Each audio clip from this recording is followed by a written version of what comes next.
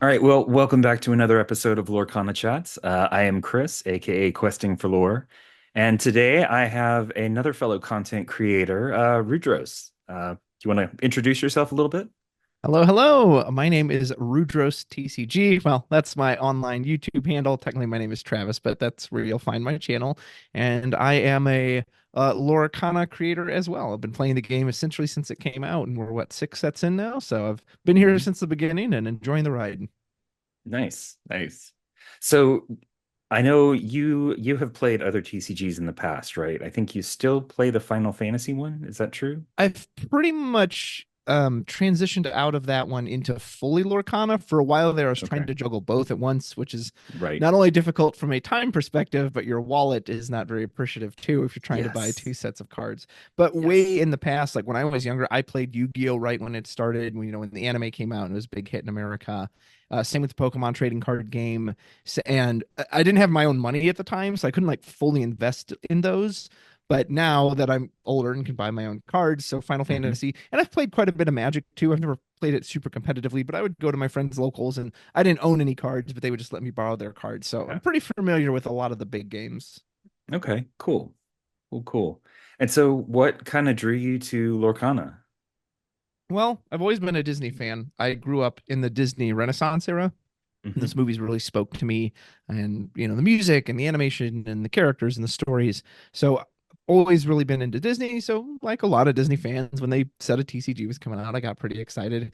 And since I've been playing it, what's interesting, I think something that has really worked in its favor is how simplistic it is. And for a Hmm. lot of people, that's a turnoff.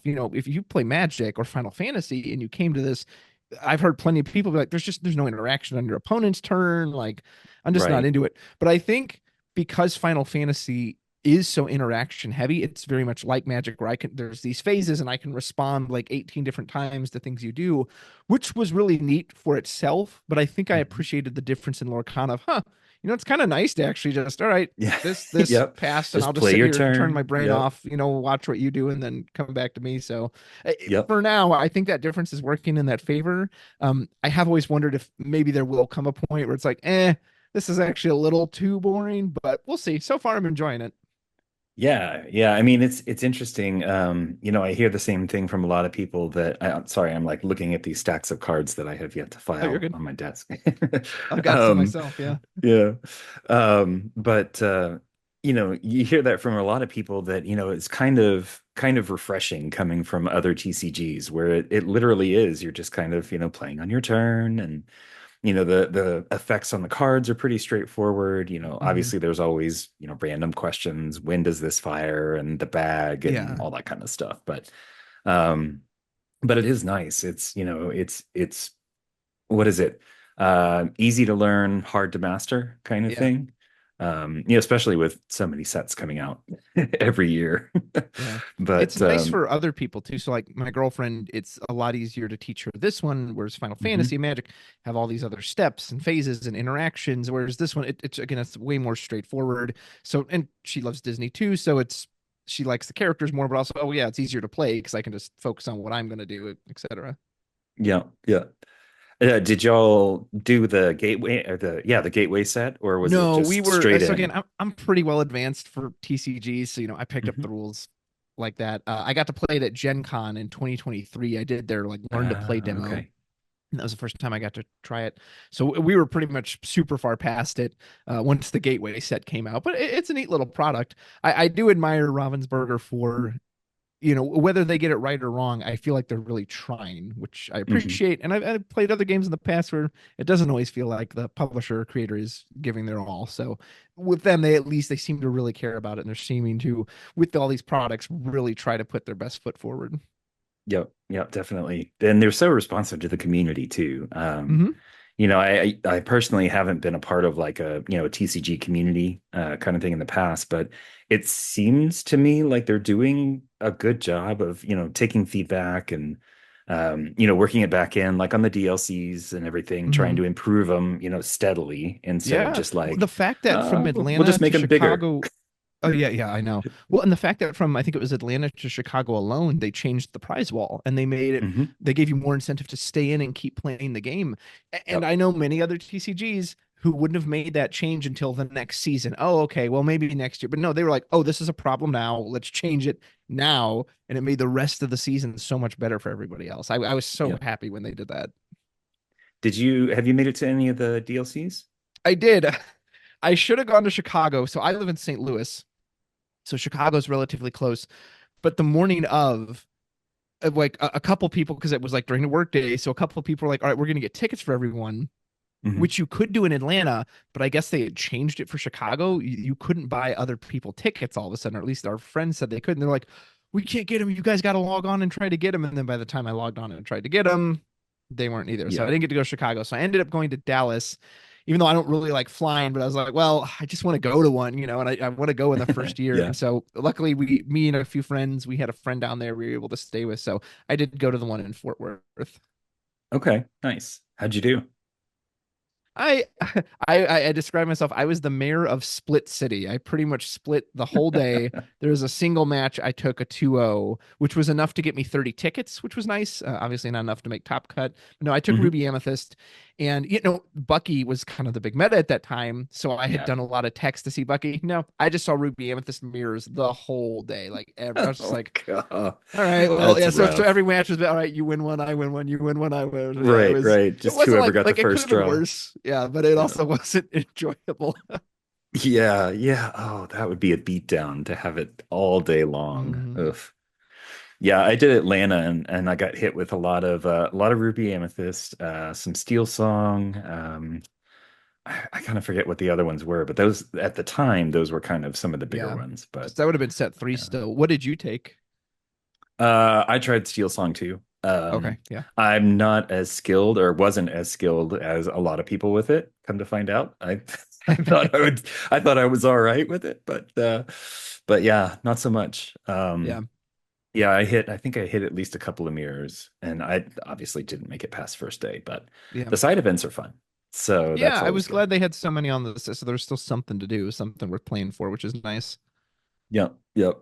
So do you consider yourself more of a competitive side player, casual, kind of both? Competitive, absolutely. I Yeah. get there. There are times I wish I was more casual, and the you had the Rules of Villainy guys on one of your shows, and they Hmm. live in St. Louis here with us, so I know them and we've talked, and they describe themselves as like casual players learning and wanting to improve at Lorcana, and there are times I envy that because they just seem to be able to have more fun and they can play the fun meme decks. But if I play the fun meme deck and I get destroyed, it's just not enjoyable for me. I'm just like, Yeah, I want to yeah. win. So sometimes to my own detriment, I am a very competitive player. Okay. All right. Yeah, it's interesting to see all the different kinds of people that come to this game. We talked a little Mhm. bit about the ease of entry and everything. I think the IP and all the art on the cards being just amazing. Just brings people in visually. Mhm. But then, you have all the casual people come in and they're like, "Oh yeah, I can just build a princess deck and it's super Yeah. fun." And then you have people with more experience, or either in other TCGs or, just really want to get into it and really have that aggressive nature to go for the competitive side. And, you know, it's all the same game. It's just how you Yeah. want to approach it, which Well, and is I'm which glad is you really mentioned cool. the princess decks. That's something I hope they push more. We kind of got pirates in this set, but I would like to see Hmm. more tribals or jobs or whatever you want to call them. Hmm. Because right now most of the good decks are just kind of a pile of 60 good cards. Okay, what are the best cards in these especially because there's no color restrictions. Like I don't know if you've ever played Magic, but in Magic and in Final Fantasy, there are color restrictions. You might have a card that it costs 4 mana, but you need four of the swamps. You can't just, four of anything. You have Oh, to. right, right. So like It's not just in the Lorcana, inkwell. imagine Yeah. if for Be Prepared, it wasn't just seven. It was like, well, you need four ruby mana, four ruby ink as well. That would completely change how the game works, right? But Oh, because there's yeah. no restrictions like that, it's just kind of a pile of good cards. So I hope that's something they push in the future that, hey, you can play this princess deck or this pirate deck, and it's not just like a joke that's going to get run over by red blue or Right. whatever, that it is really strong. So I hope that's something they keep pushing. Yeah, it's interesting to see, how these evolve. And I mean, it makes sense for, Azurite Sea that it would be pirates, but Yeah, and then we've also got the whole inventor thing. I mean, it's not really yeah, sea themed, but it's also, yeah, something that When they kind of started releasing those, the Big Hero 6, doing the reveals, Mhm. um, I found it interesting to go back and look at how many of the previous set cards were inventors. Like Yeah, I they didn't snuck even them in notice there. it before that. But it'll be interesting to see how future sets kind of build on that kind of idea, right? We got a lot of Mhm. inventors and stuff and related things in this set, but who knows what that might look like for the future?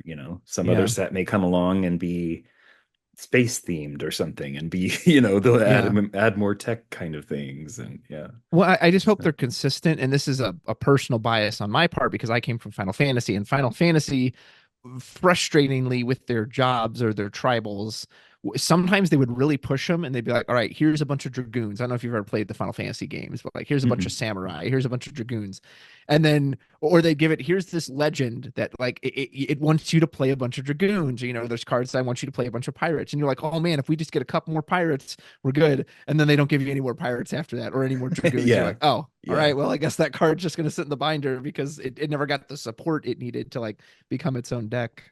Yep. And honestly, I don't envy the people having to come up with this stuff. I mean, I know they're like Yeah. way sets ahead, but to be able to do that kind of thing where, okay, yeah, we gave them a taste of something, some tribal, and we have to make sure and actually give them more of that so that they can make something reasonable in the future. But Hmm. got to balance that with, okay, what's the new stuff? And, are there any Right. new mechanics? And, And you that's a know, hard thing for any TCG. Most TCGs, and don't like quote me on this because I some of them might.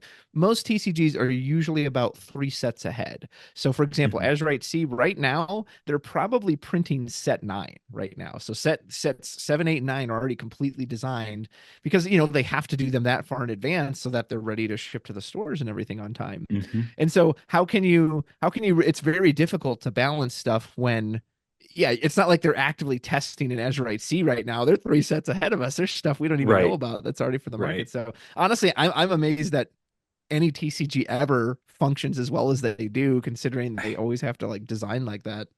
It's definitely a skill. I will say that. You start thinking about all the intricacies of, card interactions and, how the interactions would be between sets. I mean, you think about the whole Mhm. Bucky issue, Yeah, where they'd completely nerfed it, because I'm sure they knew there were so many more Floodborn to come, that yeah, eventually you could just dominate, well, with him. So, yeah. it makes sense, and sometimes it doesn't make sense until later, but and it was a tough thing when they nerfed him, everybody of course was up in arms because, it was a great card, um I but was yeah, it'll happy. be interesting to see, how some of this other stuff turns out. Hmm. Some of the stronger cards for the sets and see if they get the boot in the ban list sometime or who knows. But anyway, so I want to talk a little bit about your content creation. Sure. So, looking back over your channel and everything, it looks like you've been doing it for much longer than just the year of Lorcana. When did you Yeah, first start out? I think I really hit it hard during the pandemic in 2020, Okay. and a new set 12 of Final Fantasy had come out, and they're on set 24 now, I believe. Oh, wow. And there was this new like Warrior of Light tribal deck. It was, hey, play a bunch of these Warrior of Light cards together to get all these great effects. And I liked it so much, I was like, I'm gonna make a video about it. I just want to make a video. And then I kind of just kept going from the first one is always the hardest, like getting started. And Yeah, then I kept yeah. going from there and just started making more. And so I did Final Fantasy content for years and years and years, and then transitioned into Lorcana once that came out. And I try, as I kind of alluded to earlier, or I guess I just said it, I didn't allude to it. I tried to do both at once. It's just so hard to keep up with 2 games at the same time. And, talking about content creation, the YouTube algorithm doesn't like that either. If I put out, because I tried to do, I'll do a Yeah. Lorcana video on Wednesday and then Final Fantasy Fridays. Well, most of the Lorcana players don't care about Final Fantasy and vice versa. Final Fantasy players want to Right. hear about Final Fantasy. They don't want to hear about Lorcana. So the algorithm would get confused because essentially it was like trying to feed my videos, but only certain people wanted to see certain things. So that was part of the reason I kind of had to just focus on one because it's like, all right, I gotta just like, yeah, it's confusing people and it's splitting them up, which is unfortunate. I wish I could have like pushed both, but it just didn't work out. Just need more than one channel. It's simple, right? Hmm. Because that wouldn't be a lot of work. I know, yeah, even more to do. Yeah, no joke. And so it looks like you post pretty often, every couple of days, Yeah. or is it? Well, I've been trying to do so I have what I call Lorcana Wednesday. So far I've been Mhm. keeping a schedule of at least one video a week. And there's times I've thought of changing that because I thought, well, is that restricting me that okay, well now I'm locked in on Wednesdays, but I think right now it's keeping me honest because I think there's weeks I would absolutely skip. When a new Yeah. set comes out, I try to do another one on Friday if I can. So Mhm. like this set, my focus is I try to do new deck techs. Those seem to be pretty popular for new card ideas. So like the first week it was a green blue, the bend to my will. You could ramp to bend to my will and do it on, turn 4 or 5. And Mhm. then the raceway, the new Sugar Rush Speedway finish line is Yeah. like made a whole deck about that. And then on the Fridays I tried to kind of just give upgrades to last sets. Okay, so here's, Ruby Amethyst, you're playing Ruby Amethyst, here are the new cards I would put in to upgrade it. Amethyst, Emerald, etc. So that's what I'm trying to do. Again, sometimes it gets too much. Like this week, I just don't think I'm going to get a Friday video out. I still got to get a Yeah. Wednesday video out, but Yeah, it's tough. I mean, you really have to make time for this stuff. It's hmm I know there's a lot of people that can do it, they just do it off the cuff and they have a lot of time on their hands, I guess. But for those of us with a life outside of just content creation, yes, it can be difficult. yeah, And it takes time. your It takes a lot of videos, time. yeah, Go oh ahead. yeah. And and the stuff I do for this channel is relatively low impact. I don't hmm do a lot of the stuff like you do where, it's talking through it, it's doing the visuals, I assume, do you write scripts or do you just kind of do it off the Sometimes I cuff do. or? A lot of times I do it off the cuff, just because script writing's weird. Like in a way, it takes longer because I have to Hmm. sit down and write the whole script out. But then the recording process is shorter because I don't have to just create it all off the cuff. I have a script I can just read and follow. So it kind of a mix of both. Just depends. Uh, yeah, it does take a lot of time, and I don't. So for example, like a deck tech, especially back when Pixelborn was still around, and you could get Hmm. match footage from there. Sometimes I'd spend 2+ hours just trying to get a good match to showcase the deck. Because sometimes you brick, you don't draw anything. It's like, well, I can't show that match. Nothing Yeah. happened. I just got Yeah. stomped. It's I like, need to show ignore them that one. when it, Yeah. yeah, when it actually functions. So spending hours to record that and refining the list too. A lot of these lists, you're trying out these new cards, and there's some stuff you're like, oh, well, that's great. And there's other stuff you're like, oh, that didn't work the way I thought it did. Okay, I have to scrap that one. So Yeah. it can be difficult, especially when you have a full-time job on top of that. Like I would love to one day be able to do this solely and have this be a source of like main income. We're not there yet, knock on wood, hopefully get there someday. But so right now it's just kind of like the extracurricular thing to do. But like you said too, as much as I enjoy Lorcana, I have a lot of other things I do in my life as well. I like to read, I play video games, take my dog for walks. I'm a theater person, so like I like to watch shows and movies, and I have gigs I perform in too. I'm doing work for like a murder mystery company right now in December, so Oh, that cool. takes a lot of my time, and I have scripts to memorize. So it's just yeah, sometimes it is difficult to like fit all the puzzle pieces together. Yeah, yeah, and I've said this on previous episodes, but I'm a big fan of the phrase, you have time for what you make time for. Yeah. Because a lot of times, some people, they get started on this stuff and they power through the first couple of videos and then realize how much extra work it is to really really keep hmm things consistent. And not just the actual videos themselves, but everything around it too. Managing, if you got a community that grows up around it, Yeah. doing marketing kind of stuff, advertising, because hmm the algorithm's great, but sometimes it needs a little help. Yeah. But Sometimes it hates you, and you definitely yeah. have to want it. And for me, especially, it's a lot easier when things are going well. But what no one tells you about too is when things are going wrong or something isn't Mhm. working. It's like just setting up one of the casting streams for this Cross-Continental challenge we've been doing with Pavel. The first day I had to set up my stream, I had to do it kind of in a rush, and my camera just randomly wasn't working. This thing that, Yeah. and so I have to spend now another 30 minutes googling why does my camera not show up. Yeah. I'm doing all the steps it says it's not there. I've restarted my computer 3 times, and so that stuff I find very frustrating. We're just like, oh my gosh, I just want you to work. Like, what is going on? Yeah, yeah. Ugh, the technical difficulties are the worst, especially when you have to, Mhm. like, it's not just you videoing yourself.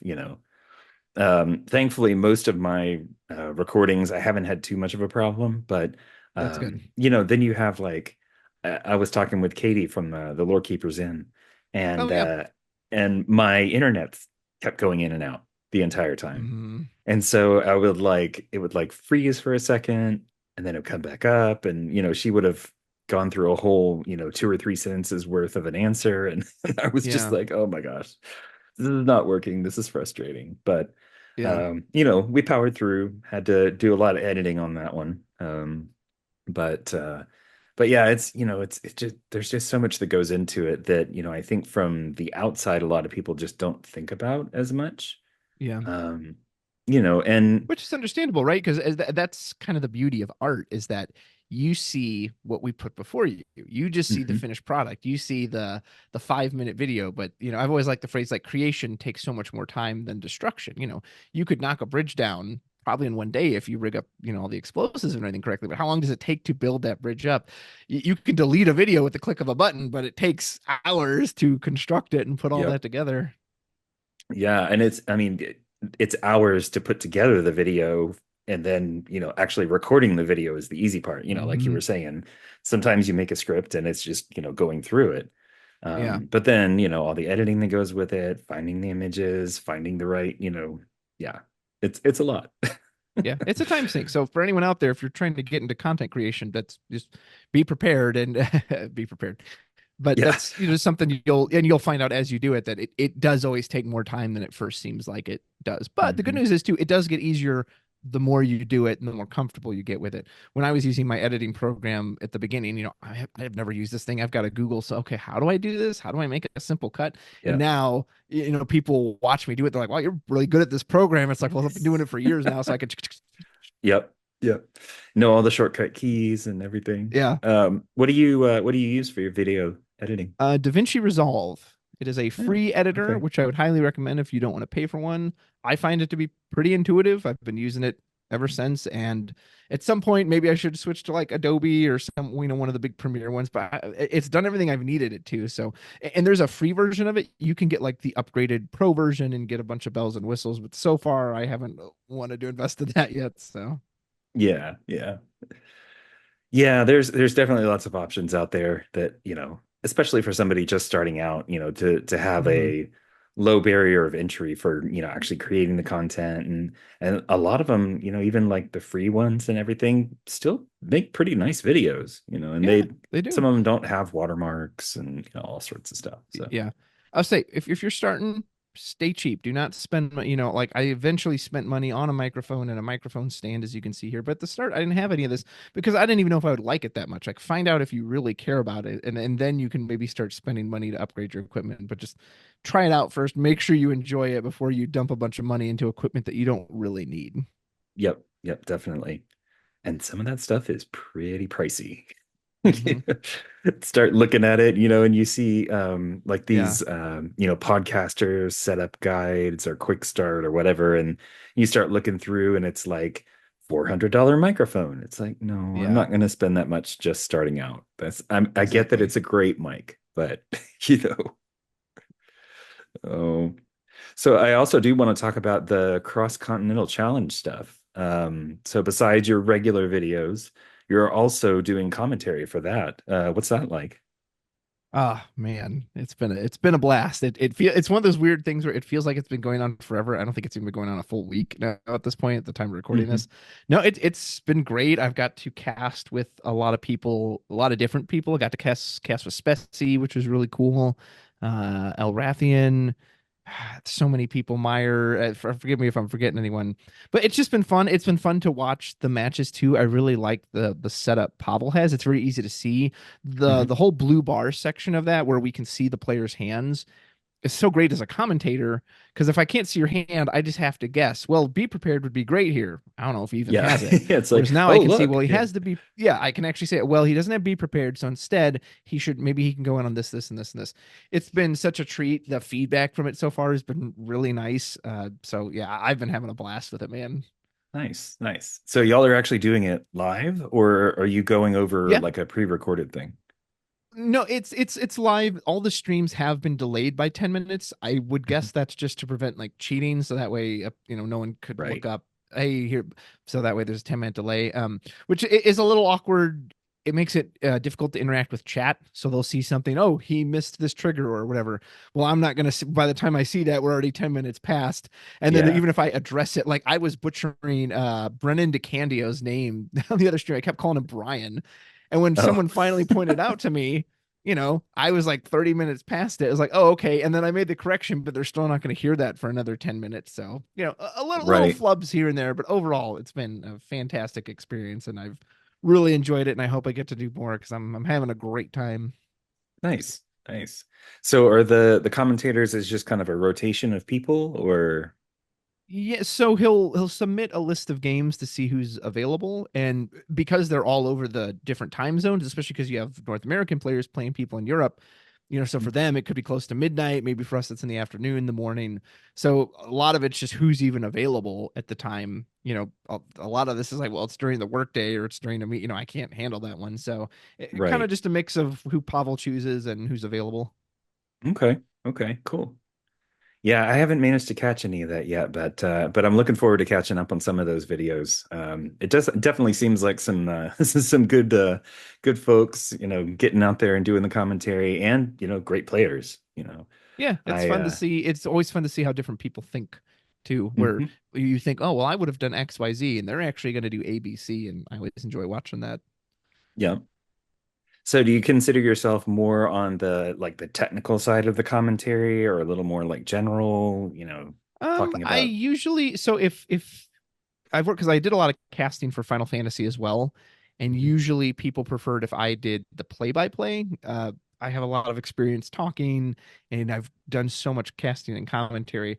I'm happy to do either. I like doing color analysis as well, but I'm also fine doing the play-by-play. The play-by-play can be kind of weird. It's like for myself, I know what most of the cards do and what most of the interactions do, but it's important to remind people, maybe someone new's watching it who doesn't new they don't know what a rabbit does when you throw it down. Maybe, a right, person who's been playing for 6 sets knows, oh, well, that's rabbit. It draws a card on entry and exit. But it's important to remind people that, hey, this is what a rabbit does. And even if it seems obvious, again, not everyone's going to know that. So, but I like them both. That's something I've always kind of prided myself on is I'm pretty free flowing. I can kind of go between as I need to. So usually I do play by play, but I'm happy to do analysis too. okay, okay.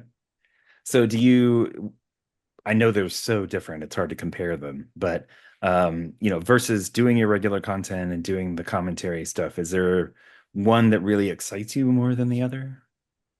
Well, the commentary is more exciting just because it's live, and Yeah, it's something outside of myself. Whereas, making my own deck tech, well, I know what I'm going to say because it's my creation, which there's something to be said for that too, that it's exciting to see something of your own come to life.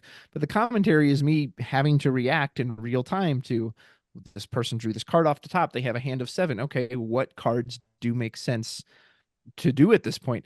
And I got a lot of experience with Final Fantasy. So Final Fantasy, one of the things that makes that game so unique is there's no mana curve. So in Magic and in Lorcana, there's a mana curve, right? You can't play a mm-hmm. Maleficent Dragon on turn one because it costs 9. You have to get to 9 ink.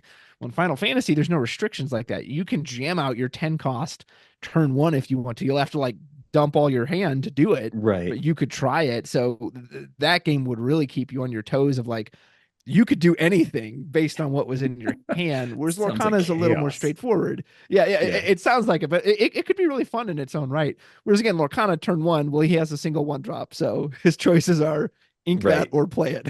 Yep. Yep. Yeah, it's interesting to hear, people compare games and and how much or how different sometimes playing the games is, not just the rules, Mhm. but just the energy around it. Yeah, Um but yeah, well, that's cool. I I envy you. I don't think I would have the quick wit and the quick enough mind to be able to to be reading. I know the cards, but sometimes yeah, not as well. And so, sometimes somebody will be describing something and I'm like, I don't know what that card is. So yeah. Well, and I have I'm to ask on completely some of them. envious of people that can come up with that stuff on the fly. But Yeah, that's I understand that. I mean, I have to ask on some of them, and I try to make that very intentional. The hey, can you remind me what that card does? I don't know. Like, I think that's okay. I would hope. I think that's unrealistic, especially in a card game with hundreds of thousands, thousands of cards to have every single one memorized. Especially when you see that spicy text stuff that you're like, whoa, haven't seen set Yeah. two, whatever that card is in a minute. What does that do again? Yep. Yep. Keep Dreamborn up, or or Exactly. one of Yeah, the yeah. It sites keeps out so there. It's someone like can real check it for quick. you. Yeah. Okay. Yeah, no, that's cool though. I like I said, I'm jealous of folks that can actually, get out there and do that kind of stuff. I can do this. I can sit and talk with people, but it's a little bit different when you're actually, talking about the game Yeah. and making sure that it's understood what's going on, and, just keeping up with things, because there are some players that they play pretty fast. And so I'm sure Hmm. it's hard to keep up sometimes. Yeah. And especially when you're co-commentating too. I did a lot of Final Fantasy cast solo, which are more exhausting because I have to cover everything, but I'm not stepping on anyone's toes. When you're working with a partner, you want to be mindful that you're not continuing to speak over them or vice versa, that they're doing that to you. And like anything, if you get to practice enough, that's something that will definitely get worked out. But so for a lot of these continental challenges, it's very, you got to be on your toes because I've never even met most of these people before, let alone worked with Hmm. them. So we're kind of on the fly trying to, figure out our chemistry. Yeah. And did you, before you started doing it, I guess back in the Final Fantasy era, Mhm. um, did you like practice like casting games, or Um, look at a video, watch a video of a game, and try to do commentary to kind of practice and get good at? I would never do official practice. Like I would never, Yeah. okay, I'm going to pull up a video and record myself talking about it. But as I would just watch streams, as I would watch the streams in the past, uh, watching games, I kind of just naturally talked through what I would do. Oh, okay, I think I would do this instead of that. So, again, I went to school for a lot of this stuff in college, so I have a lot of just speaking experience. So I think a lot of it does just now naturally come more from experience uh, than practice. But again, I'm kind of always practicing in my head too as I watch other Yeah. people and listen to other people. And it's like, and I would do da. I think too Yep. much, if anything. So I'm sure sometimes trying to figure out the person's strategy and everything. And like you said, sometimes those random cards come out and it's like, wait a mhm. minute, they're not doing what I thought they were doing. Hang Well, on. and for me personally, I'm not afraid to be wrong. Like I would Hmm. love I find it fun to go, oh, I would do Flaversham and I'd banish that popsicle and then I'd put out Maui. And I like instead when they go, yeah, I'm just gonna be prepared. I'm gonna do this. Oh well, he did completely what I didn't even suggest. Yep. There's to me, there's no like pride at stake of like, well, now he made me look bad. It's like, no, I'm just a commentator. Right. I'm just giving out ideas and suggestions. Hey, he could do this line, he could do that line. And that's something I actually enjoy about commentary over playing. When you're playing, there's all this pressure, especially if you want to win, because you are responsible for those lines. But as a commentator, I can suggest it all I want, but at the end of the day, you're the one who has to make the final choice. So Hmm. Yep. Yeah, yeah. I'm jealous of like I said, I don't know if I would be able to. I get clogged up here. It's hard enough for me to keep up with my own game and my own, lines that I've played through and practiced and everything, to be able to figure out what to do, much less, trying to do it for somebody else and trying to get into their yeah. head and figure out what they're going to do. But yeah, Dude, it's speaking it's of getting cool. to other people's heads at my locals, it's so I get such a kick out of my opponents trying to overread into my mulligan. They'll always be like, "Oh, you put back 4 cards, okay? So you probably have this, this, and this." And I look at my handful of like terrible uninkable cards. Yeah. Like, no, you Yeah. underestimate how bad my luck is. I just had a terrible Yeah. hand, so but I get a kick out of that. Yeah, it's interesting how much luck still plays into the game. Oh, it's huge. It's You're drawing a you know, card. yeah. Any game where you're drawing a card per turn, there's luck's gonna be a massive part of it. Yeah. Yeah. So I do want to talk a little bit about some of your thoughts on the future of the game. Sure. Coming from some place where, as someone who's played multiple TCGs in the past, I'm curious what you would like to see in the future of the game, any kind of mechanics or anything, any improvements, anything in the community that you'd like to see that, maybe is not happening right now. I feel like I'm a bit weaker on the community and like business side of it, where people will say, "Oh, I wish they would add these to the DLCs," and usually I agree with a lot of those points. But I don't, for whatever reason, those thoughts just don't naturally invade my mind. I tend to think a lot more about game balance because I enjoy Mm-hmm. playing the game, but I've played many of these other games, and when they become unbalanced, there becomes a point where I don't find them enjoyable anymore. So I think Lorcana has two big problems just from a mechanics standpoint, and they're kind of tied to each other. So I think the biggest thing, they need to figure out the going first issue, because going first is insanely strong in Lorcana. It's pretty much Mm-hmm. strong in any game, but some games have mitigated. I don't know if you've ever played Hearthstone. Mm-hmm. Hearthstone gives the coin and an extra Right. they give a lot to the player going second. Whereas Lorcana, here's what I've always said about any of these games. There should be a reason to go second at times.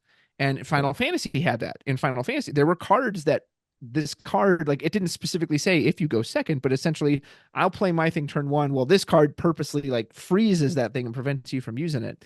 But in Right. Lorcana, there's no reason to go second. And there should be. There should be some games, instead of the automatic, well, of course I'll go first, because why wouldn't you? To go, you know what?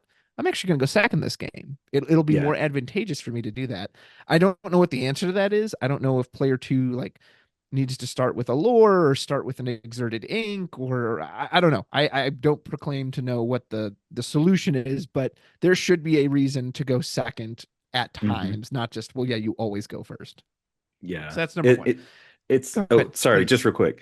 It's Yeah, interesting, you don't hear about it very much, but I have played some folks where they did opt to go second because of how they had their deck. And it just really. performed better when it was starting out on that second turn. And I can't tell you exactly, I don't remember exactly what it was, but I do remember being shocked because they were like, no, I'll go second. It's fine. And it was like, Huh. what are they up to? What do they Yeah, know that I that's don't know about their interesting. deck? It's like, but yeah, it is a huge advantage. So anyway, sorry to get sidetracked there, but No, no, go yeah, on. you're absolutely. So another thing mechanically that at least personally bugs me is I call it the chase. So one player, usually who's going first, is going to be the one doing all the questing, and the other player is spending the majority of the game chasing that player. And they Mhm. have to, because like in Magic, if you put out a creature, it can still block for you. It can still protect you. But in Lorcana, if you have five characters on the board and I draw one drop Robin Hood for turn and I put it out, it does nothing. You just quest Right. in his face. Whereas again, if it was Magic, he could at least block. He could prevent like one of your damages coming through. So usually the second player has to spend the entire game challenging you and responding to every single thing the first player is doing, chasing him. If you've played any of these aggro matchups, I'll have aggro matchups where, despite challenging and removing every single character I possibly could, the game ends in their favor 21 to 0. Zero. I Right. have no lore. And Yeah. a lot of what determines those games is, even if I stabilize, I'm on no lore, so I still have to spend 4 or 5 turns going there while you're just looking for that top deck goat or gathering knowledge or whatever. Right. Right. Um, and I think a lot of that comes from the fact that you can't challenge readied characters. So again, if you're on 19 lore and any lore wins it, any character you draw, I have to have spot removal for it because I can't Yep. challenge it when you play it.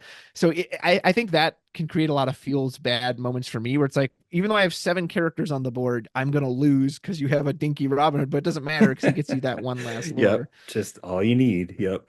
Yeah. So again, I don't know Yeah. necessarily how you fix it. I think maybe fixing going first would do that. Or maybe we just need more cards that challenge readied characters, or maybe removal in general needs to be like cheaper. I don't know. I don't necessarily know what the solution is, but I know I find that frustrating because people always talk about, oh, how do you come back from this game? You're clearly losing. And the usual answer is you don't. Like, if you're playing against discard, right? Yeah. And you're red purple, and that's because that's my favorite deck.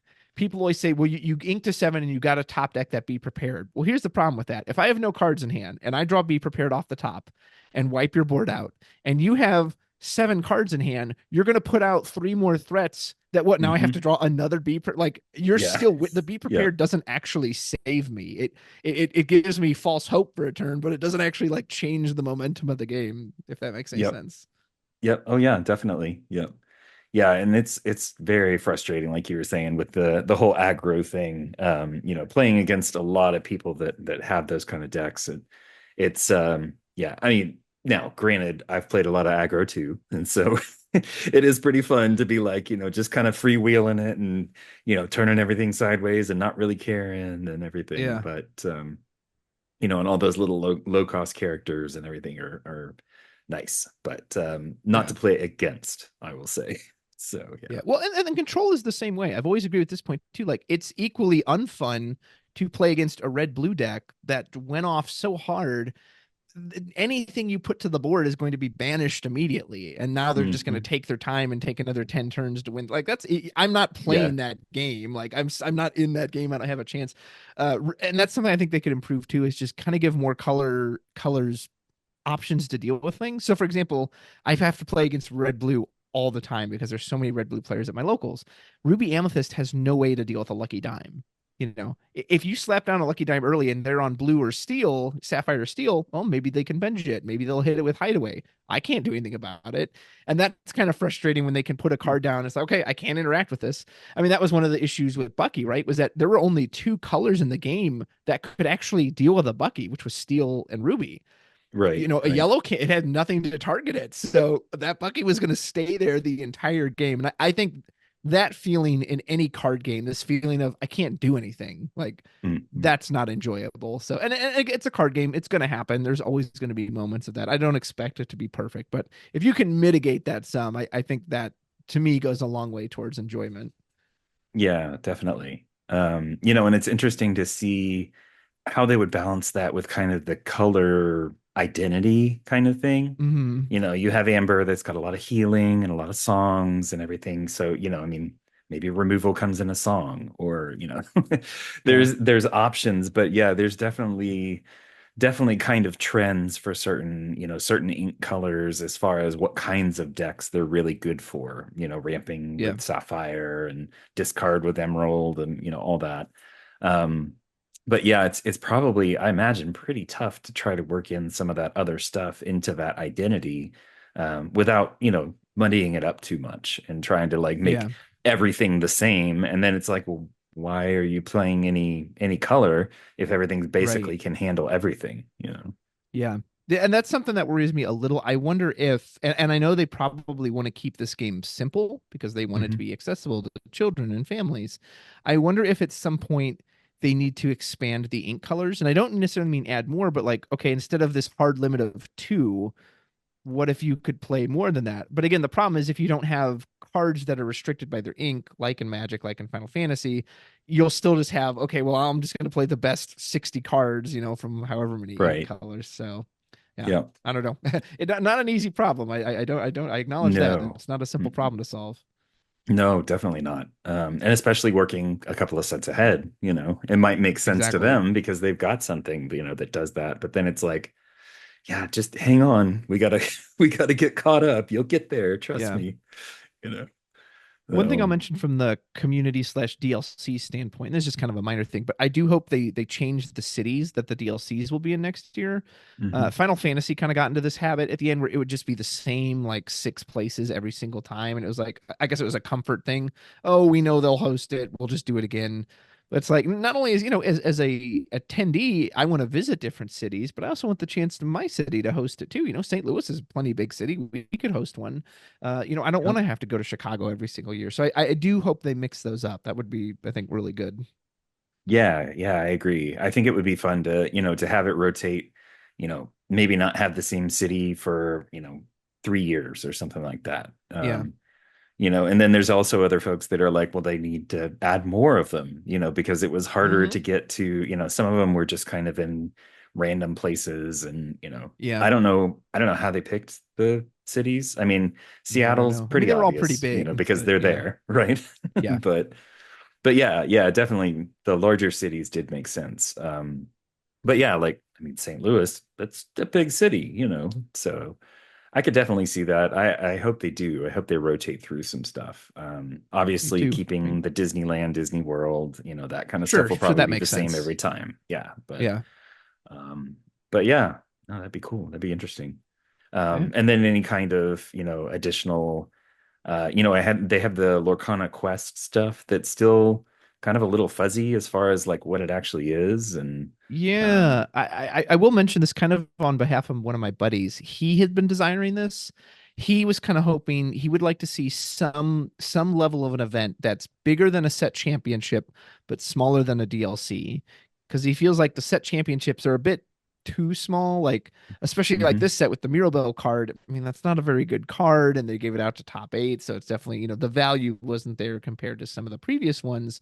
Um, but then a DLC is this big, massive event with 2,000 people. So I wonder if they right. could do kind of an in between event. Hey, cap it at 500, but it's local, and you can have more of them, and whatever you call them regionals or whatever you want to call them.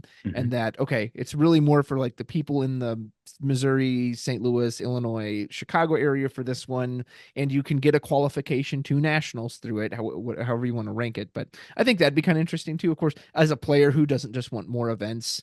But yeah, I did kind of feel that disparity too of like, well, the set championships are nice, but if the prize isn't worth getting much, you can't get to nationals that way. And it would be nice to be able to get to right. nationals other than just through the DLC. I'm assuming in other communities, like on the Final Fantasy side, is that kind of how the path goes? Like you can Yeah, start so with I the know local and for go up. my friend was really big into Flesh and Blood. He would have to tell me what they did, but Mm-hmm. I know like for Final Fantasy they have what they call local qualifiers, and so legit you'd have one in St. Louis at the store. Sometimes maybe 20 people would show up to it, but the winner of the event got an invite to nationals. So you had to come in first place, but you could get it, and they were all over the place. And then they had the big what they called the Materia Cups, which was essentially their version of a DLC. Okay, there's Mm, six of those. They're in similar spots across the nation, but then you had all these little local qualifiers too. And again, if you won that, that would get you to nationals. And it was nice too because if someone went to multiples, they can't like eat up the invite. The invite would pass down to the next person. So some of these right. events, it's like, hey, I came in third, but the guys who made top two already have their invites, so I got to go to nationals that way. So Yeah. it was pretty Yeah. cool. That's pretty cool. Yeah. I Yeah, would be surprised if that didn't end up being something in the future, honestly, as the I game hope so. expands and the Yeah, player base gets bigger and it gets to be more the competitive side player base gets to be larger and yeah, larger. I could see a need for that because to have it just kind of naturally flow in versus, oh, it's a DLC. Anybody that buys a ticket is on this, the same even playing field, right. to be able to kind of evolve or not evolve, but, move up through the ranks. So, Yeah. so speaking of the future of the game, we're pretty decently into Azurite Sea. I'm curious, what are your thoughts on the set, and is there anything fun that you're looking forward to trying out or have found that's interesting? I really like the Sugar Rush Speedway deck, or at least the particular version I made was Amber and Ruby. It's just I've always found locations kind of fascinating. I actually think they Hmm. really hit the mark on that being like a different type of item or a different type of card you can play that's always vulnerable, but also dodges a lot of the normal removal. So I just find those kind of well designed, fascinating cards. So the Sugar Rush has been pretty fun. I've been experimenting with pirates. They're okay. I haven't felt like, whoa, this is the pirate card. Like this is what makes the deck tick. And part of that I think is because they spread them out into so many colors now that again and that's something I think could be cool. What if I wanted to make an item deck and I wasn't just limited to blue? And it was like, okay, well I can do blue Hmm. one other thing. What if I could do blue and green and red and yellow and I just go in all the items on all those decks? Same with the pirates. What if I could do pirates, but it's all the pirates from all the colors and not, well, no, now I'm stuck because I've got these two. Yeah. Yeah. Beyond that, man, red blue is always kind of frustrating for me because I have to play against it so much, and it gets better and better every set. Like I don't know why they gave it a card like Sail the Azurite Sea. It didn't need that. Yeah. Maui Yeah. Shark is Maui Shark has as a symptom where it suffers from I think something they need to get better at in general in Lorcana, which is they need to put a hard once per turn limit on a lot more cards. Because Hmm. Maui getting one lore when you cast your brawl, fine. The fact that I've seen people go sail, draw card, lore, visions, lore, get my thing, do this lore. Like you shouldn't be that shouldn't become a win condition. That card is supposed to Right. be like an offensive card. It shouldn't be, oh, and I just win the game by doing it too. Same with like Yeah. Prince John. If you double sing sudden chill with Ursula and you draw a card off of Prince John, fine. You shouldn't get to draw two. Like it same with Diablo. I don't think Diablo would be a problem if it was once per turn. Okay, you Right. get one Right. draw when I first draw a card. That's it. So in general, I think there's a lot of effects. I always think, why is that not limited? And again, maybe I'm biased from Final Fantasy, but Final Fantasy had a lot of effects. Hey, it's this good effect. You can only do it once per turn. You cannot just sit there and just, Hmm. destroy my deck with it. Um, Yeah. so Yeah. Yeah, it's always interesting to me because you get used to like looking at the card and looking at, you really have to pay attention to how it's worded, for some of this stuff. Like yeah. you're saying, sometimes you can do it multiple times because it doesn't say once per turn, but Hmm. then you have things that it says, remove chosen character, but it doesn't say remove your character or, something like that. And Yeah. so it's like, oh, wait, I can use this on, somebody else. Or yeah, it's interesting to see those interactions and see, you know, how limiting that would change the game quite a bit. Yeah. Diablo, people wouldn't be talking about banning him like crazy, like like they have been the past couple of weeks. And yeah, it'd be interesting. A card, I think Oswald is the perfect example of a just a feels bad card, because that Mm. card, I've seen the best of it and the worst of it already in the limited time. I've seen people who will ink 7 times in a row with an Oswald on the field and never hit an item, and they're just like, okay, I'm just doing nothing. And then even at my locals, playing against a kid, a young man, and turn 3 ink, oh, flip lucky dime. I've just got lucky. And you're just like, so for me now as his opponent, it's just like, okay, I guess that was fun for you. You just got a free Yeah. lucky dime that I can. So Yeah. Yeah. that's why I say it feels bad. Like it's either going to do nothing for the person using it, or it's going to feel terrible for the person against it. Like I don't Hmm. really like the design of that card, because I want more like push and pull. Oh man, you make a decision, then I make a decision. Because those are the games I remember, like those close ones. I couldn't tell you about any of the blowout games I've had over the years. Who cares? They're not interested. There's nothing to say from it. Either I got Yeah. stomped or they got stomped. But the game from last night, when my opponent was on lethal lore with an aerial sitting there, and it's like, okay, I got a quest, and I pulled the thievery off the top to like shrink it just Mm. by one, which was enough. Oh my Yeah. gosh, I'm gonna remember that one forever. That one's great. Yeah, it's always fun to have those those memories too. You tell them, tell the stories about it, and even if you were the one that was blown out, you still Hmm. learn from it, right? You still can Yeah. take that experience and and sometimes, we've seen this at DLCs. There's these just weird decks that show up, and you Hmm. have card interactions that are just like nobody really thought about. Yeah. And it's always interesting to see those and be like, oh, okay, I never really thought about that kind of interaction. And then you Yeah. think about other cards in all the sets that have that kind of interaction. You're like, well, wait, now I can do the, it's always really cool to see the evolution of Hmm. that. Well, cool. Well, any other ideas for the future of the game or anything interesting for Azurite Sea? Trying to think what else. Maybe there's something hidden in Azurite Sea that we just haven't cracked yet, but I also just think there's a lot of filler cards, as there usually are in every set, that they're just, a lot of them don't even have effects. They're just stats on a body. Yeah, And then some yeah. of them, so like an example is there's this Pete Pirate who I find kind of interesting. He's a 3 cost. Mhm. He has no effect, but he's a 5/2 body, right? And in a Ruby deck, against a Ruby deck, he would actually be really strong, because they can't hit it with Medusa, they can't hit it with Brawl, they can't with Sisu. And if you put that out on turn 3 with your Flynn, he's got 5 strength, so he's probably going to trigger your Flynn. The Mhm. problem is, okay, but what if you're going against a steel deck? And they go, oh, Storm Rage on, gone, Yeah. ba boom, Yep. gone. And that, That too is a I think problem. Yeah. matchups, yeah, I know. Well, and I think matchups are a big thing in Lorcana, and I'm not 100% sure how you even that out. Maybe at a sideboard, maybe something else. If they could even out matchups, I think that could go a long way. So like a card like that new Pluto against a steel deck, they don't really care. Same with Lawrence, right? Because they can easily put some damage on it and then take it out. Mhm. A Ruby deck, how do I deal with a 5/5 on turn 4? I don't have a way to, like, I have, even if I send a Maui into it, eventually the Maui gets banished. Like, Yeah. oh my Yeah. God, like I don't have a good way to get rid of that card without giving up multiple characters.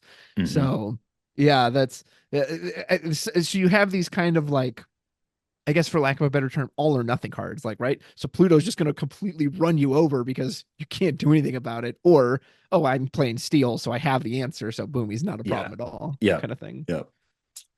You Yeah, it's experienced that interesting. yourself, or? Yeah, I have a little bit. Yeah. Oh, well, cool. Oh, one Well, thing. Oh, hey. so let me say one Oh, thing they did do really well. So the new yes. Alice, the blue Alice, I think Mm, that is mhm. a good direction to take a card with Ward. Because unlike Prince John or Bucky, which is essentially like a totem, like you don't ever want to quest with it, it just sits there and Right. generates value, and your opponent can't target it, which is very frustrating. Whereas the Alice is very strong. Giving another card Ward and Lore for some reason is so strong. But at least she has to exert to do that. So she's giving you the opportunity to at least Right. challenge her and get her off the field. So I think word is a very frustrating keyword for a lot of people because, especially in a game where there's no interaction on your opponent's turn, having a card that just says you can't touch this thing is frustrating. So I do hope they push Ward in a direction like that Alice, like the Goofy and Emerald too, where it says, "Well, I have Ward, but I also need to exert to do my thing, so I give you that opening." Interaction is the reason I play card games. So the more we can like Yeah. go back and forth, I find that more enjoyable. Yeah. Yeah. I think that, that's also why the discard stuff is so frustrating. And people are like, we need Yeah, to ban Diablo because you can't it's just play. not fun. Yeah. What's the Yeah, point? if we're playing to you talked about earlier, you said learning from your losses, and what if I empty your entire hand in 4 turns, what can you learn from that game? There's nothing to learn because you Yeah. have no decisions to make, because you have Yep. 4 ink and you go, oh well, there's a 6 ink card, can't use it, pass, that's discarded too, like. Yeah. Well, you learn to not let them get the shift Diablo. So Right, yeah, there's exactly. something there. Yeah. Yeah. Yeah, You I hope they played brick, against that's what you learn. yeah, no joke. Yeah, I played an Emerald Steel Robin Hood Hyena deck at the last Oh, set nice. championships. And I was playing against somebody who had the Diablo deck. And the first time they put down I think it's a one drop Diablo. Yeah, the one I that was sees your like, hand. yeah. I was like, nope. That was the first thing I took out, and it completely messed up their whole plan. I guess they had Yeah. their hand all laid out and everything, but when you know that kind of stuff is coming, either through losing to it the first round or just knowing what the Hmm. meta is, um, it's a lot easier to learn from that kind of stuff and say, nope, I don't care Yeah. if you're playing Diablo, I'm gonna take that thing out and we're not gonna have to worry about that. So So I'm so glad you uh, brought that up. I have to get this point in there about the future. I mhm. personally would like to see them do away with the best of two format. I appreciate that they Okay. tried it. I don't think it works very well because in best of three, again, you have more of a chance to learn. Okay, now I know what I'm up against. I can kind of do this. But in best of two, if you go first, you don't even know what you're playing against. So you're just kind of like trying to sculpt your mulligan generically. And then, Mhm. oh, well, now I know what I'm against, except now I don't even get a chance to go first again because now they Right. automatically get to go second. And it again, so splitting all day long at Texas just felt, well, there's not even a definitive winner. It's like, I got one, you got one. All right, bye. We don't know Yeah. who the ultimate It winner was is. fun. And See you around. yeah, one, I think it Yeah. encourages a lot of bad habits too. I was talking to one of my friends who's going to nationals, and he was saying like it's going to be like 7 rounds of Swiss at nationals with best of two. If you go 3-0 to start, you can just split the rest of the way. You have no incentive to actually play the game out. You just draw with your other people to make sure you get Yeah. to that next level Okay. of top cut. And we see that at the DLCs too, right? Like you get however many wins you need, and then you just intentionally draw the rest of the way because you have no incentive to actually play it. Like, surely that couldn't have been intended. Surely that couldn't have been what they wanted people Yeah. to do. Yeah. I wouldn't think so, but I don't know. I mean, I can see things Do both you like ways, Best of right? Two? I think it's interesting. It's kind of like it took a little bit of thinking to kind of get why you would do that kind of thing. Mm-hmm. Because I mean, playing games like this, you think, yeah, okay, three, because it makes sense. You have the opportunity to, potentially get your win in there for the third one. Yeah. And there's no ties, there's no, draws or anything like that. Yeah. Um, but playing the best of two in Atlanta was a little weird to wrap my head around because I was like, well, wait, so technically it's not about wins, it's about, Points. like it's points, right? Yeah. Yeah. Yeah. And so it feels weird to be playing a game to just add those points, and it's not like, oh, I won because I won, two Right. one or something like that. I didn't. You Yeah. don't really feel like you win with best of two. It's kind of, I don't know. I don't know how to explain it, Well, yeah, like but yeah, there's I'm clearly not that definitive winner. It's just basically a tie. Like, all right. right, well, we both got one. Bye. I'll walk Yeah, away yeah, now. yeah, So yeah. Yeah, it's well, I don't it's know. weird too for me because and this is something that has bothered me in any game that has done it. At least at my locals, and from what I've heard from all locals are run on a best of three format. I play Mhm. best of three every week at locals. So why am I practicing a format that I'm never even going to play like on the super competitive? That doesn't make much sense to me. And I'm not saying I want my locals to change to best of two because I don't, but that just I find that incongruent and that doesn't match. Okay, practice best of three format week in, week out. You got it. Okay, now change this complete other format for this big tournament, which also then flips back to best of three for the top cut, meaning for their top matches, they want it to be best of three because they think that's the best way the game should be played. But they don't do that for the That's lower section. I interesting. don't understand that. Yeah, that's an interesting point. I never really thought about it that way. Not That's that I want to practice it's kind of best of different. two, but if that's going to Yeah, I be was gonna the say, thing, maybe yeah. we just need to practice best of two weekly then. Yeah. Hear that, St. Louis folks? Got to Yeah. switch over Yeah. now. Right. Yeah. Please don't do it, guys. Don't switch. Don't switch. Yeah, I mean, I remember when it first came out and they were talking about it and our local place, it was like, yeah, we're just gonna stick with best of three. It was like the option was there, Yeah. but nobody really wanted to do it. Um, which, I mean, I guess there's benefits on both sides. But yeah, it just seems it makes more sense to me as far as like having a winner, to do the best Yeah. the three rounds. So Yeah. yeah, I don't know. I don't know if there's a Guess right we'll see what answer they to do. that though. Yeah. Yeah. Yeah, it'll be interesting. Oh, well, hey, thanks for sitting down and chatting with me. I really appreciate it. Had a great time talking. Thanks for sharing some of Likewise. your background and I love it's sometimes, and we were talking about this a little bit before the recording.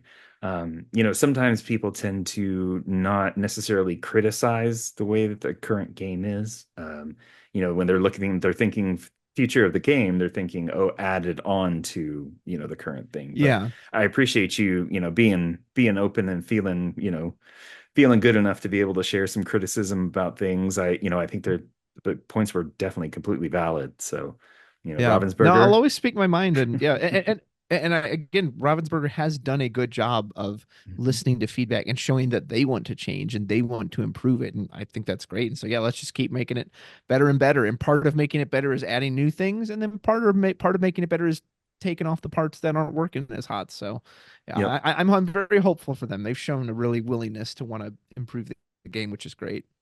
Oh yeah, definitely. And I mean, and it's only going to make the game even stronger in the future, and the community as well to Yeah. know that they're being listened to is huge. Yes. Yeah. I know that there's a lot of communities out there that they just put out the game and that's it. They don't really listen or Exactly. anything. So, Yeah, it's nice to um, have their ear. No, thank you for yeah, having me on, Chris. It was a real yeah, pleasure to get to sit and talk with you. yeah, yeah, definitely. Okay, so I want to finish with the same three questions I ask everybody. Sure. So right now, favorite ink and card that you like to play? Or that Cerulean you like Amethyst the is my art main. of. Either way. Right.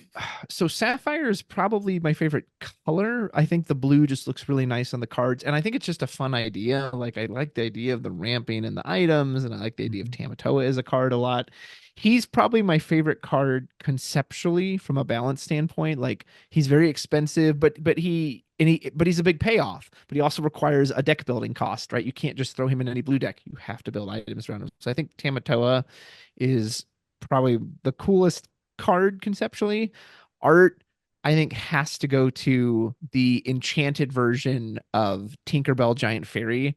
I absolutely Mm-hmm. love that. The original one is great too, with her peering over the book, and I love that they Yeah. changed it to her holding the ship in her hand, glaring at Yeah. it. Like, Yeah. adore that art. I need to find a version of it because it's just that art just always stood out to me. So that was Oh yeah. ink color. That was card. Did I miss one? Was there another one? No, that was it for that first question. Okay, yeah. So, So that'd be cool. those. All right. Awesome. Okay, so favorite Disney movie and why? Beauty and the Beast. So Alan Menken is my favorite composer, and he did all the Renaissance films, and I adore all those Renaissance films, like Hmm. Mermaid, Aladdin. Those are all fantastic. Beauty and the Beast is my personal favorite, why? Again, it's kind of like splitting hairs or picking which kid you like the best because I think they're all so great. I don't know, something about the story and the setting just really resonates with me, and the writing is very strong. Maybe I'm just a sucker for a bit of a redemption story. I think humans in general kind of are. They like to see that person that is having trouble or being a jerk, and to see them turn. Like I love watching the Beast's transformation as he finally meets someone who will tell him no and who will stand up to him. Like probably Hmm. one of my favorite scenes in that film is when she almost touches the rose in the West Wing, which she's not supposed to go to, and he freaks out. Do you realize what you could have done? Get out! And he throws her out. And the way the music swells, and you could just see him like heaving. And then he has this moment where he goes, "No, what did I do?" And so like Hmm. it's so fascinating to see his transformation of, wow, like maybe I don't always need to get my way. Maybe it's not all about me. I can learn to put someone else's needs before me, which is what the true love is, and it breaks the curse. So yeah, I just adore Beauty and the Beast. And I think Belle is my favorite like Disney princess. She's Yep. smart, she's funny, but she's very human too. She doesn't just like go in and beat up all the wolves by herself, like haha. She's scared to death of these wolves who are trying to eat her. And so yeah, I just really love that character, and I like to see her change too, where she was just like, I don't want anything to do with this guy, and why would she? And for her to give him that chance, which don't think we always do in society today, and I love to see it. She gives him that time and that chance. So it's in the song, right? There's something there, that maybe I Hmm. didn't see before. I just adore Beauty and the Beast. What a great film. Nice. Nice. Awesome. So I didn't All expect to go right. into that big long rant about, but I Oh, just get no, that's getting perfect. swept up That's in it. why that's exactly why I asked the why part, because I didn't used to ask the why, and it's way more uh interesting to me to hear why people really enjoy a movie. Sometimes it's something that resonated from their childhood, they yeah, I can't tell you the number of people that are like, yeah, I wore out the VHS of, like you watch it, rewind, yeah. watch it, rewind, watch it like four times in a row. But um, but yeah, to hear that why story behind it is always really, really interesting to me. So thank you for I'm glad you sharing. I asked it. appreciate it. Oh, thank Yeah. you. All right, last question. Tell everybody where they can find you and your content. Absolutely. So my main content is on my YouTube channel. That is Rudrose TCG. I'm sure Chris will put a link in the description so you can actually have the spelling. But that's on YouTube. I'm probably going to be starting my Twitch now because we need to be doing the Cross-Continental Challenge on Twitch. I don't know how much I'll use the Twitch. I would love to do more, but it's one of those things where real life gets in the way. So if real life stops getting in the way, I would love to stream matches or other things to Twitch. But my Twitch is the same. It's just Rudrose, no TCG part, but Rudrose. You can follow me on X at Marvels underscore the. I don't always post a lot on there. Sometimes I'll just post like, hey, here's my latest video update. But if you want to, you can follow me there on well. But my YouTube channel is where you're gonna find most of my content. Okay, perfect. And you have Patreon too? Yes, I do. I think it's also just Rudros.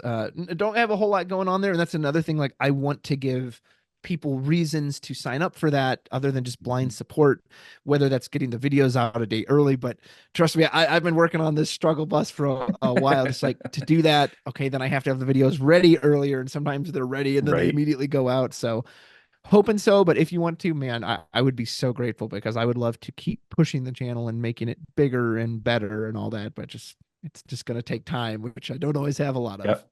Yep. Yeah, all definitely takes time. So, all right, well, cool. Well, again, thank you so much. And I'll see you around the community. Thank you for having me. Have a great Thanksgiving, unless you've seen this already after it. But either way, bye.